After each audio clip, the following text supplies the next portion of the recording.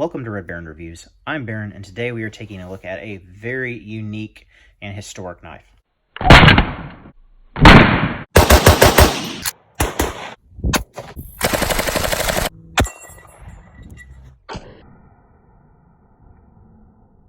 This is the Crucible Knife Company Jackknife.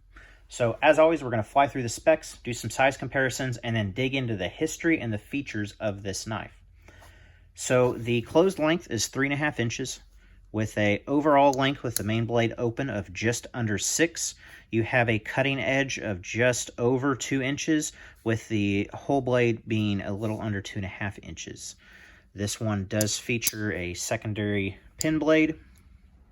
Pretty standard deal there. You've got celluloid covers. I believe I'm pronouncing that correctly. It's a early type of plastic.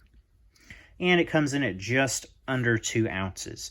So pretty standard traditional pocket knife, especially for back in the day. For size comparison, we have the go-to for the channel, Victorinox Cadet. We've got a Spyderco Para 3. And then lastly, because this knife is so similar, we have a Great Eastern Cutlery number 15 Barlow. You can see these share a lot in common, and we will come back to this. So the history of the knife. The knife is a Crucible Knife Company jackknife. Some people will call this a swell end jack. The tang is actually stamped, see if I can get this to focus, Crucible Knife Company, New York. And these weren't made for very long, at least not with that brand. The Crucible Knife Company was a department store brand for W.T. Grant, or Grant's department store. From what I understand, that's kind of early 1900s. The store went all the way to, I believe, the early 70s. This particular line, the Crucible Knife Company, was around from about 1926 to 1929, somewhere in there. So with that, though, I have been looking for a glitter gold knife. Great Eastern Cutlery, about a year ago, released their As Good As Gold line. This is the standard gold. They also made a rose gold. I've got another knife that I feature on the channel sometimes that is a kind of a gold bone color.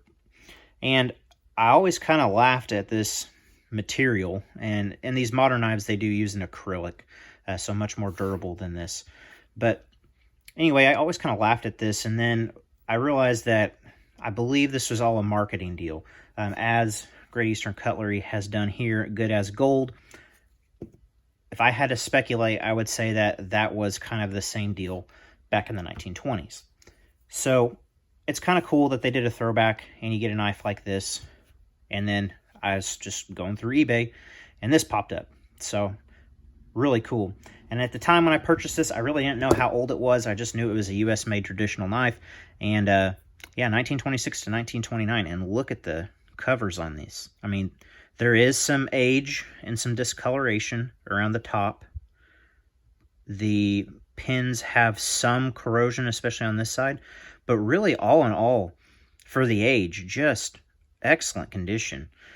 Now you open the blades and you will start to notice some things that aren't so great, like that. But I'm going to polish that out with flits, and I think it'll turn out okay. It took a heck of an edge. So very happy about that. Both the secondary blade and the main blade have half stops, and I absolutely love this main blade. This was, other than the cover material, the main reason I purchased this knife. You've got a long pole with the swedge, for those who need to see that, and then spear point blade. It's a very classic blade configuration. Sorry, I keep bumping this camera. Compare that to the Great Eastern Cutlery Barlow. Same thing. You've got the swedge and the long pole with a spear point blade.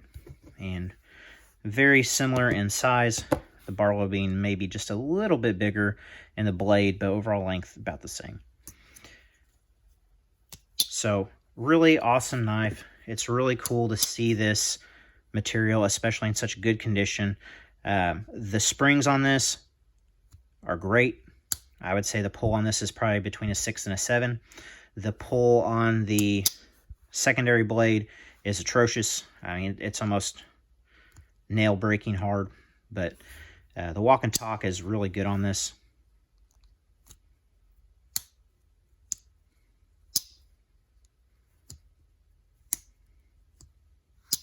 Pretty good for a 100-year-old knife. This one, very difficult.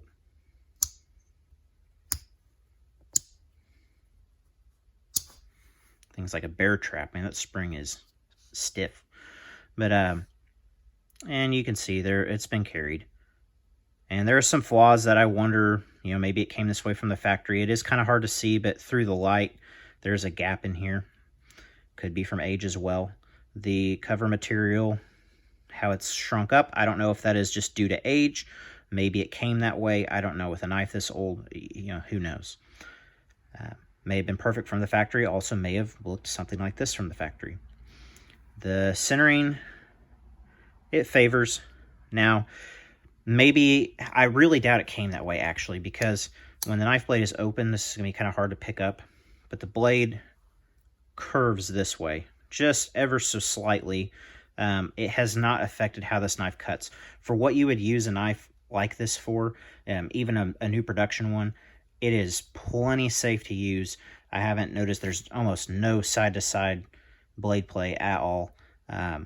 Just really this speaks to how well the craftsmanship and the quality was back then. And honestly, it did not take much to get this thing just razor sharp.